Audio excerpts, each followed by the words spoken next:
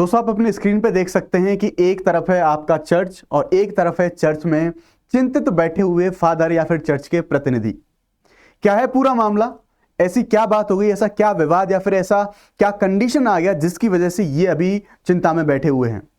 दरअसल अभी हाल फिलहाल में हाई कोर्ट के द्वारा एक जो डिसीजन है या फिर बोल सकते हैं एक टिप्पणी है, डिसीजन नहीं कह सकते, हाँ एक टिप्पणी करी गई है, लेकिन उस टिप्पणी से काफी विवाद या फिर काफी जो चिंतापूर्ण स्थितियां हैं वो इनके लिए पैदा हो गई हैं। देख सकते हैं यहां पर जो हाई कोर्ट है उसके द्वारा क्या टिप्पणी करी गई है। हाई कोर्ट ने बोला है कि मदरसा हाई कोर्ट ऑब्जर्वेशन ऑन वक्फ like body leaves churches worried. Indian Express की खबर है, बोला गया है यहां पर असल में कि मदरसे की तरह चर्च भी विनियमित होंगे, ऐसी कोई टिप्पणी जो है वो करी गई है। अब यहां पर अगर मैं आपको बात करूं तो इससे क्या विवाद आ जाएगा, इससे क्या ऐसी समस्याएं इनके ऊपर आ जाएंगी, उनके बारे में हम डिटेल से डिस्कस करेंगे। नमस्कार, मैं हूं आपका दोस्त शुभम सिसोदिया और let's crack UPSC CSE Hindi पे आपका बहुत बहुत स्वागत है।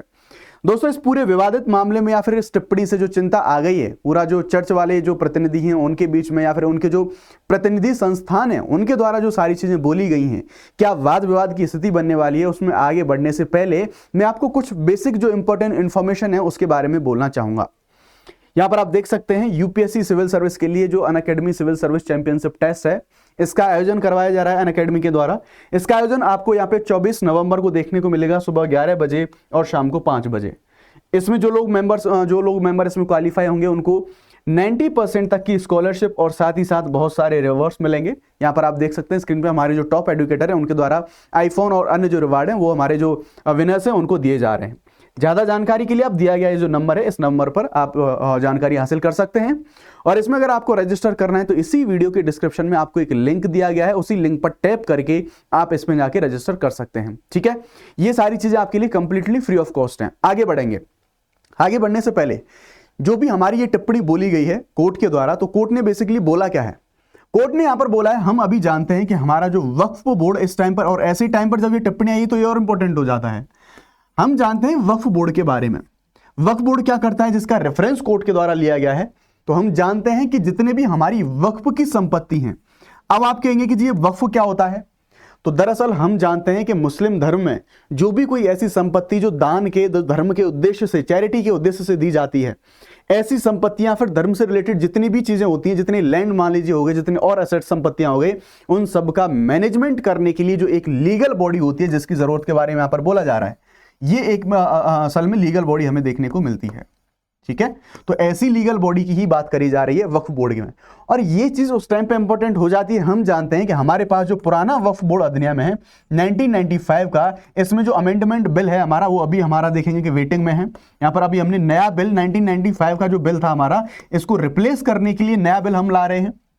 तो यहां पर इसकी पूरी पृष्ठभूमि में देखें तो इसको लेकर भी काफी विवाद चल रहा है। अभी ज्वाइंट पार्लियामेंट कमेटी के सामने सारी चीजें हैं। यहां पे इसका रेफरेंस देखिए, कोर्ट ने बोला है कि अगर इस तरह की कोई लीगल बॉडी, यहां पर कोर्ट के द्वारा यह भी बोला गया है कि अगर मान लीजिए हिंदुओं के जो मंदिर हैं, मुस्लिमों के जो मदरसे हैं, अगर इनको रेगुलेट करने के लिए ऐसी हमारे पास लीगल बॉडीज हैं, तो चर्च को रेगुलेट करने के लिए हमारे पास कोई लीगल बॉडीज क्यों नहीं है? इस तरह की जो लीगल बॉडीज हैं, जो हमारे वक्फ बोर्ड हैं जो इस्लाम के पास, ऐसी चर्च को रेगुलेट करने के लिए भी हमारे पास लीगल बॉडी होनी चाहिए। अब इसके जवाब में ये जो हमारे चर्च के प्रतिनिधि संस्थान है, इनके द्वारा क्या जो आरोप हैं या फिर क्या इनके द्वारा जो प्रत्युत्तर है वो दिया गया है, उनके बारे में भी हम बात कर लेते हैं। तो शुरू से मामला शुरू करते हैं। मद्रास हाईकोर्ट की इस टिप्पणी से देश भर के चर्च और जो ईसाई मिशन हैं वो चिंतित हो गए हैं। इन्होंने क्या टिप्पणी करी है? तो इन्होंने बोला है कि इनकी संपत्तियों को वक्फ बोर्ड जैसी किसी वैधानिक संस्था, यानी कि जो लीगल इंस्टीट्यूशन के बारे में हम बात कर रहे थे, जो अभी हम बात कर रहे हैं, जैसे मुस्लिम धर्म में वक्फ बोर्ड होता है, इनके तहत में हमें लाया जाना चाहिए, ऐसा इनकी टिप्पणी करी गई है। और ये कंडीशन ऐसी है, जैसा मैंने बताया, जब अभी हमारा वक्फ संशोधन विधेयक 2024 है, ये हमारा जेपीसी के सामने पड़ा हुआ है। यहाँ पर अभी जो विचार विमर्श है ये चल रहा है। इसको अगर हम देखें तो मैंने अभी आपको बताया 1995 का जो हमारा पुराना वक्फ बोर्ड एक्ट है, इसके द्वारा हम इसे इसको हम 2024 वाले बिल से हम इसको रिप्लेस करने की कोशिश कर रहे हैं। इसमें और ज्यादा पारदर्शिता, और ज्यादा इसको हम फ्लेक्सिबल, और ज्यादा जो प्रतिनिधि मूलक, क्योंकि महिलाओं के प्रतिनिधित्व की यहाँ पर भी बात करी गई है, बहुत सारे लगभग 40 चेंजेस हम इसमें कर रहे हैं। मैंने आपको इसको डिटेल में ऑलरेडी बता रखा है। यहाँ पे संयुक्त संसदीय समिति इसके जो वक्फ बोर्ड की संरचना है इस पर पुनर्विचार कर रही है, और इसी टाइम पर कोर्ट की ये टिप्पणी कि चर्च के लिए भी ऐसा कोई रेगुलेशन इंस्टीट्यूशन हमारे पास होना चाहिए, उसके बारे में बोला गया है।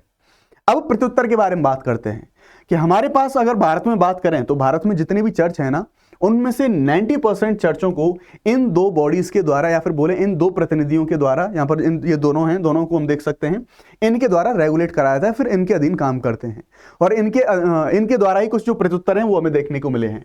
ये दो निकाय हैं, पहला है national council of churches in India, यानी कि ये पहला आप निकाय देख सकते हैं, आपके स्क्रीन पे है। उसी प्रकार दूसरा निकाय है Catholic bishops conference of India, CBCI। इसने ये जो टिप्पणी है इन पर अपनी असहमति व्यक्त करी है जो कोर्ट के द्वारा बोला गया है। इन्होंने बोला है कि जो प्रावधान आप करने की बात कर रहे हैं वो ठीक नहीं है। इसके पीछे उन्होंने रीजन भी दिया है। उन्होंने बोला कि ऑलरेडी हम रेगुलेशन के तहत आते हैं, हमारे पास ऐसे प्रावधान ऑलरेडी हैं, तो नए प्रावधानों को लेके आने की कोई किसी प्रकार की कोई जरूरत नहीं है। इनके द्वारा ये चीजें बोली गई हैं। इन्होंने जब कोर्ट ने ये बोला कि जब हिंदू मुस्लिमों के लिए धार्मिक जो दान संपत्तियां हैं, जैसे हम बात करते हैं अभी जब हम जो मदरसे हैं उनके मामले में वक्फ बोर्ड के बारे में बात कर रहे थे, तो जो दान संपत्तियां इनको वैधानिक नियमों के तहत ही आती हैं, तो वहीं ईसाइयों की ऐसी संपत्तियों के लिए कोई किसी प्रकार का व्यापक नियमन है, ये ऐसा कोई बड़ा ऐसा कॉम्प्रिहेंसिव रेगुलेशन हमारे पास नहीं है चर्चों को रेगुलेट करने के लिए। इन संस्थानों के मामलों पर नजर रखने का एकमात्र तरीका होता है दंड प्रक्रिया संस्था का जो धारा 92 है, इसके तहत जो मामले हैं वो मामले दर्ज किए जाते हैं। इसी प्रकार यहां बोला गया कि इन संस्थानों को अधिक जवाबदेह बनाने के लिए, उनके मामलों को नियंत्रित करने के लिए एक वैधानिक बोर्ड होना चाहिए।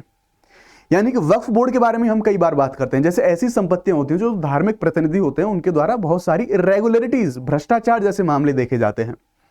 वक्फ बोर्ड जब अधिनियम में जब हम संशोधन के बारे में बात कर रहे थे तो यहां पर हमने ये तर्क दिया था कि ऐसी बहुत सारी अनियमितताएं हमें देखने को मिली हैं, बहुत सारे करप्शंस देखने को मिले हैं। मनमाने तरीके से इनके द्वारा कुछ भी चीज है उसको वक्फ घोषित कर दिया जाता है, या फिर इनके द्वारा जो वक्फ की संपत्ति है उसका निजी दुरुपयोग ज्यादा किया जाता है। तो इसी प्रकार से जो पारदर्शिता है, या फिर उनको और रेगुलेशन बनाने के लिए, और ज्यादा उनको पारदर्शी बनाने के लिए, और ज्यादा फ्लेक्सिबल बनाने के लिए, ज्यादा प्रतिनिधि मूलक बनाने के लिए हम ऐसे एक्ट में संशोधन लेके आ रहे हैं। तो यहां पर कोर्ट के द्वारा यह कहा गया कि इसी प्रकार से जो चर्च हैं इनको भी ऐसे विनियमन के अधीन जो है लेके आया जाना चाहिए। अदालत ने इस मामले में केंद्र का जो गृह मंत्रालय है और तमिलनाडु सरकार है इसको भी एक पक्ष के रूप में माना और इनको भी ये जो सुनवाई है सुनवाई में शामिल करा। NCCI और CBI ये जो दो प्रतिनिधि संस्थान थे अभी इनके बारे में, जिनके चर्च के बारे में मैंने अभी आपको बताया, इनका कहना यह है कि भाई जो चर्च की संपत्तियां है ना वो देश में पहले से ही सोसाइटीज एक्ट है जो है, यानी कि 3 संस्थानों का इनके द्वारा जिक्र करा गया। पहला तो जो सोसाइटी एक्ट है हमारा उसके अंतर्गत, दूसरा ट्रस्ट एक्ट इसके अंतर्गत, और तीसरा बोला गया इनके कि कंपनीज एक्ट। ऐसे कुछ जो मौजूदा कानून हैं इनके तहत में ऑलरेडी आती हैं। ये इनके प्रतिनिधियों के द्वारा जब विरोध करा गया तो ये बोला गया कि भाई जो चर्च है ना ऑलरेडी रेगुलेशंस के अधीन आते हैं और 3 कानूनों के रेगुलेशन में आते हैं, तो ये जरूरी नहीं है कि इनके लिए कुछ नया और लेके आया जाए, या फिर कोई नया रेगुलेशन या फिर कोई नया इंस्टीट्यूशन, जो लीगल इंस्टीट्यूशन की बात कर रहे थे, ऐसा कोई लेके आया जाए। NCCI के पदाधिकारी असीर इवेनेजर इनके द्वारा बोला गया है, इनका कुछ स्टेटमेंट आया, इन्होंने ये बोला कि इन 3 कानूनों के अलावा संपत्तियों को चैरिटी कमीशन के तहत भी पंजीकृत किया जाना चाहिए। लेकिन इनके द्वारा ये बोला गया कि जब ऐसी चीजें हैं तो फिर हमारे पास कोई नया लीगल इंस्टीट्यूशन बनाने की जो हम बात कर रहे हैं उसकी किसी भी प्रकार की कोई भी आवश्यकता हमें नहीं है। CBCI के अधिकारी रॉबिन्स रॉड्रिक्स ने यह भी कहा कि जो कैथोलिक चर्च के तहत आने वाली ईसाई संपत्तियां हैं वो सभी ऑलरेडी वो रजिस्टर्ड हैं और ना ही उनके सही रिकॉर्ड हम देखेंगे, यानी कि सारे उनके सही रिकॉर्ड मिलेंगे, ना ही उनके द्वारा किसी प्रकार की कोई अनियमितताएं आ रही हैं। और जब ऐसी कंडीशन है तो फिर इनके द्वारा ये जो विरोध करा गया कि जो कोर्ट ने बोला है कि जो हम रेगुलेशन करने वाले हैं, ऐसा कोई इंस्टीट्यूशन लेके आने वाले हैं, उन सारी चीजों की जरूरत नहीं है। दोनों संस्थाओं ने इस चीज का विरोध किया है। अब यहां पर इनके द्वारा जो संवैधानिक अधिकार हैं इनके ऊपर भी चिंता जाहिर करी गई है। क्यों? क्योंकि थोड़ा सा मैं अगर आपको बताऊं तो आप जानते हैं कि हमारे जो फंडामेंटल राइट हैं जो कि हमारे भारतीय संविधान के भाग 3 के अंतर्गत आते हैं, इनमें क्लियरली मेंशन है, जो हमारे 6 मूल अधिकार हैं इनमें क्लियरली मेंशन है आर्टिकल 29 एंड आर्टिकल 30 में। क्या मेंशन है? तो आर्टिकल 29 में हम लोग जानते हैं कि जो हमारे अल्पसंख्यक हैं इन अल्पसंख्यकों के अधिकारों के बारे में बात करी गई है। इन अल्पसंख्यकों के जो संरक्षण है इनके उस संरक्षण के बारे में बात करी गई है कि जो भी अल्पसंख्यक होंगे उनको अपनी संस्कृति का, अपनी लिपि का, अपना भाषा का संरक्षण करने का अधिकार है।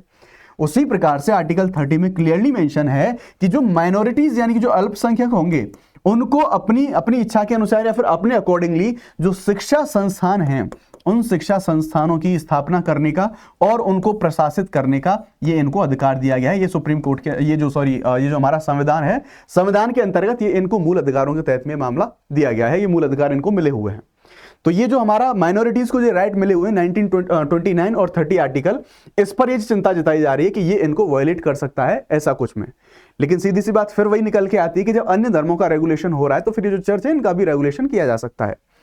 वैसे भी मूल अधिकारों के लिए हम जानते हैं कि हमारे मूल अधिकार सीमित हैं, असीमित नहीं है। इन पर जो युक्त प्रतिबंध यानी कि हमें जिन्हें रीजनेबल रेस्ट्रिक्शंस बोलते हैं उनके माध्यम से इनको सीमित किया जा सकता है, इनको रेगुलेट किया जा सकता है। ठीक है, तो यहां पर जो एनसीसीआई है इसके द्वारा बोला गया है कि संविधान अल्पसंख्यक समुदायों को अपनी संस्थान स्थापित करने और प्रबंधित करने की अनुमति देता है। जैसे मैंने आपको आर्टिकल 30 के बारे में बताया, एक और संस्था हमारे संवैधानिक अधिकारों का उल्लंघन करेगी, ये इनके द्वारा अपना जो पक्ष है वो पक्ष रखा गया है। ईसाई संपत्तियों में केवल चर्च ही नहीं आते, यानी कि जिन ईसाई संपत्तियों के रेगुलेशन की बात करी गई है, ये थोड़ा सा यहाँ पर एक कॉन्टेक्स्ट रेफरेंस देने की कोशिश करी जा रही है कि जो ईसाई संपत्तियां हैं उनमें ऐसा नहीं है कि सिर्फ और सिर्फ केवल जो चर्च हैं वही आएंगे, लेकिन नहीं, जो इनके शिक्षण संस्थान हैं, जो इनके अपने हॉस्पिटल्स होते हैं ईसाइयों के, या फिर जो इनके एजुकेशनल इंस्टीट्यूशंस होते हैं, वो सभी इसके अंतर्गत जो आएंगे, जो कि रेगुलेशन के बारे में, जो स्वास्थ्य देखभाल संस्थान है, ये सब इसके अंतर्गत जो है हमें शामिल देखने को मिलते हैं। तो ये था पूरा मामला। अभी तो जो सिर्फ जो एक टिप्पणी है वो टिप्पणी करी गई है। देखा जाएगा कि आगे आने वाले टाइम पर कोई हाई कोर्ट या फिर कोई गवर्नमेंट अगर इस तरह का कोई रूल या रेगुलेशन लेके आती है तो डेफिनेटली आपको उस चीज से रूबरू या फिर जो है पूरी तरह से अपडेट कराया जाएगा। आई होप वीडियो आपको अच्छा लगा होगा। वीडियो अगर आपको अच्छा लगे तो प्लीज वीडियो को लाइक जरूर करें। और हाँ, आप मुझे कमेंट में ये भी बताएं कि अगर भारत में जिस तरह से हमारे जो हमारे मदर्स हैं जिनको इस एक्ट के थ्रू अगर रेगुलेट किया जाता है तो फिर जो मंदिर हैं, मंदिरों को कौन से पंजीकरण के तहत या फिर कौन से एक्ट के तहत उनका रेगुलेशन हमें देखने को मिलता है। कमेंट में जवाब जरूर दीजिएगा। Thank you very much. जय हिंद, bye bye, let's crack it.